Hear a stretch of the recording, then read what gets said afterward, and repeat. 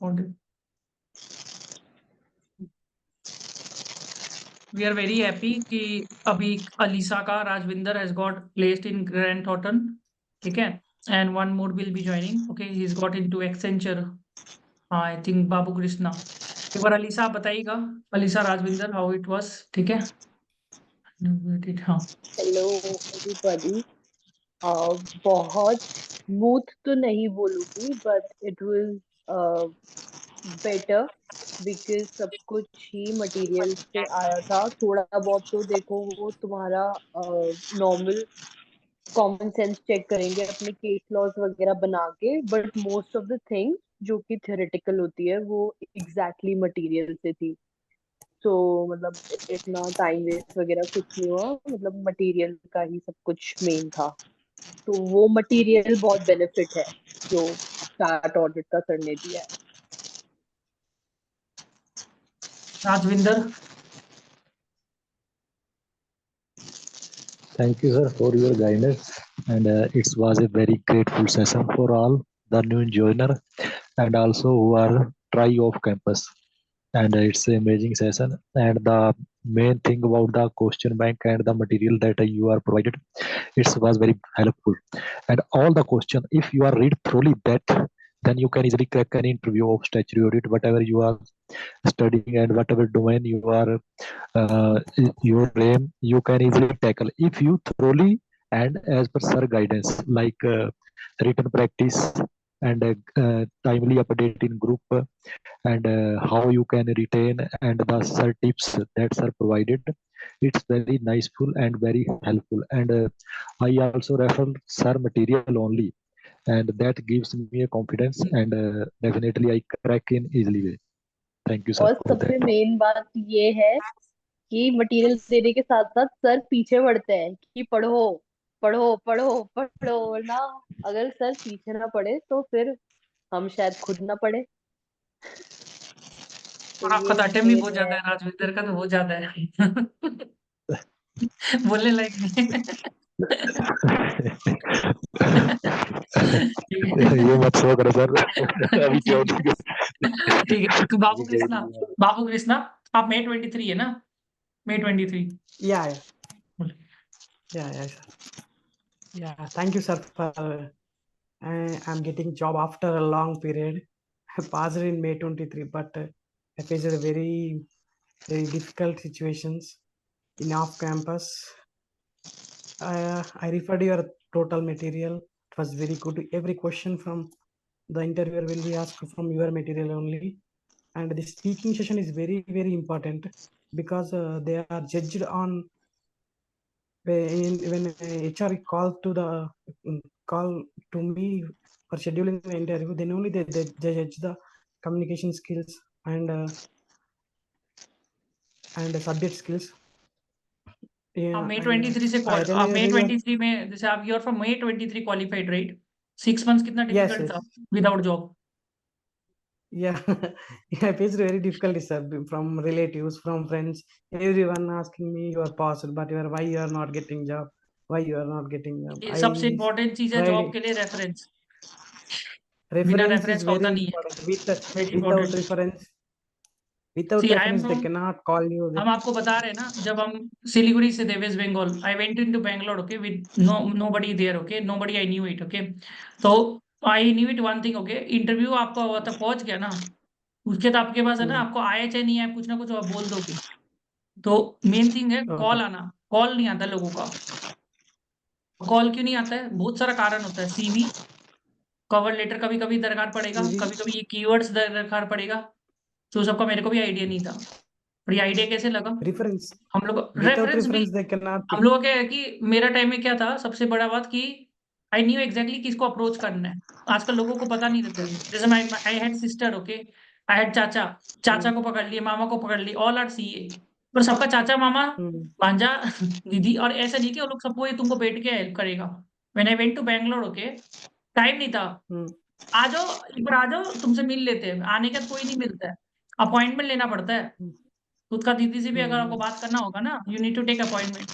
खुद का नहीं है ना, कजन, ये सब चीज तो आपका पीछा पड़ना पड़ता है. तो बहुत पीछा पड़ के बैंगलोर में मिला. मीटिंग शेड्यूल करवाया, तो फिर उनसे गाइडेंस लिया। बात समझ में आया? गाइडेंस बहुत दरकार होता है, कहाँ जाना है, कैसे जाना है, क्यों जाना है, तो वो चीज बहुत जरूरी है। सही लोगों को पकड़ना बहुत जरूरी होता है लाइफ में, तभी आप सही जगह पहुंच पाएगा।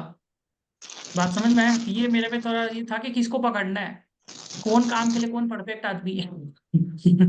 अगर ये आप लाओगे ना, ये वाला चीज, तो आपका देखना आराम से हो जाएगा। आपका आर्टिकलशिप कितना है, अटेम्प्ट कितना है, ये हम लोग सही आदमी को पकड़ नहीं पाते सही समय में। बात समझ रहे हैं ना? तो वही चीज है।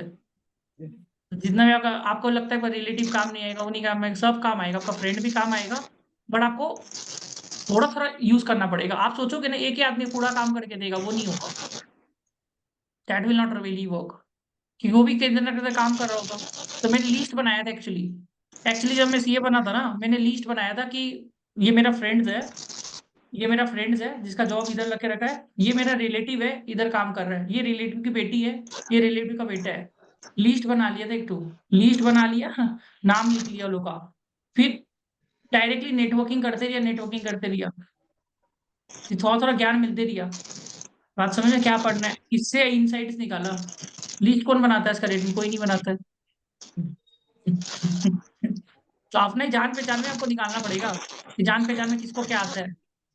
समझे? मैं वही चीज है, रेफरेंस चाहिए आपको। बिना रेफरेंस का जॉब मार्केट में जॉब लगना इम्पॉसिबल है, पर हाँ रेफरेंस के साथ आपको सीवी कैसे बनेगा, वो जाएगा कैसे, वो आप बोलना क्या है एग्जैक्टली। एक अटेम्प्ट 19-20 बोल देंगे तो नहीं होगा आपका। First shot only they remove you. हाँ जी, क्या चीज? In first shot only they remove your CV from list. हाँ हाँ, तो ये चीज है, इसलिए थोड़ा सा अप्लाई भी करिए। और अप्लाई के साथ मैं जो एक ही चीज बोलता हूँ ना बार बार,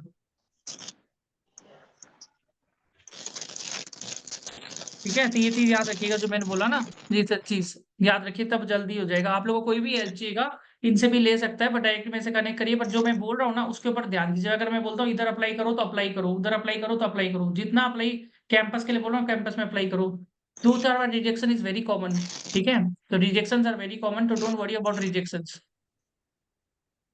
ठीक है। और कहीं से कॉल आता है, मेरे को वॉइस नोट भेजो, कृति मैम को वॉइस नोट भेजो। और आप लोग एक और चीज मैं देख रहा हूँ जो कि बहुत ज्यादा हो रहा है, डाउट्स पूछने में टाइम बर्बाद कर देते हो। डाउट्स मत पूछो। 3 4 चीज आप लोग हमेशा होमवर्क में ध्यान दो अपना। होमवर्क क्या है आप लोग का? होमवर्क में ध्यान दोगे तो देखना सब कुछ होते जाएगा। नंबर 1, 3 सीवी बनना चाहिए, ये आपका होमवर्क है। 3 सीवी बनना चाहिए, राइट? 3 सीवी, ये होमवर्क आपको ध्यान रखो। आधा जन कृति मैम को फोन करेगा, ये प्रोफाइल कैसा है, वो प्रोफाइल कैसा है, वो प्रोफाइल कैसा है। अरे जॉब तो लगाओ, फिर प्रोफाइल का भी बात कर लो। मजाक चल रहा है बात क्या? होता है ना उसमें। हाँ, फिर जॉब तो लगा लो, फिर प्रोफाइल क्या सोचते रहेंगे, तुम्हें टाइम बर्बाद हो जाता है फिर।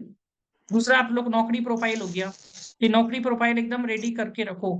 नौकरी प्रोफाइल अपडेट करो। प्रति मैम कल जैसे सैटरडे संडे फ्री रहेगी, उसको व्हाट्सअप करो, कॉल मत करो। कॉल मत करो, कॉल करने से क्या होता है, सबको होता है, तुम लोग मेरे को भी कॉल करता है, कॉल करने का क्या ये सिस्टम सीखा है। व्हाट्सअप में वॉइस नोट भेजो ना, 24 आवर्स में नहीं करके दे तुम लोग है। कॉल मत करो, कॉल करने से दिक्कत हो जाता है। समझ में? ये 2 काम लिख के रखो। सीवी 3 बनाना है। एक तो सीवी में खाली स्टेट इंटरनल ऑडिट का ही डालना है, कुछ भी डालोगे लेगा नहीं। अली साहब बताइए, जैसे आपको सीवी से कितना सवाल पूछा था ग्रैंड होटल में, पूरा सीवी ग्रिल कर देता लोग। वीडियो ऑन कर लीजिए। हाँ सर पहले टेक्निकल जो पहला राउंड होता है, 2 राउंड होते हैं टोटल जीटी में। जो पहला राउंड होता है उसमें ऑनेस्टली मेरे सीवी में वो नहीं गए थे। उन्होंने पूरा मुझसे थ्योरेटिकल पूछा था और 30-35 मिनट मेरा पहला राउंड चला था।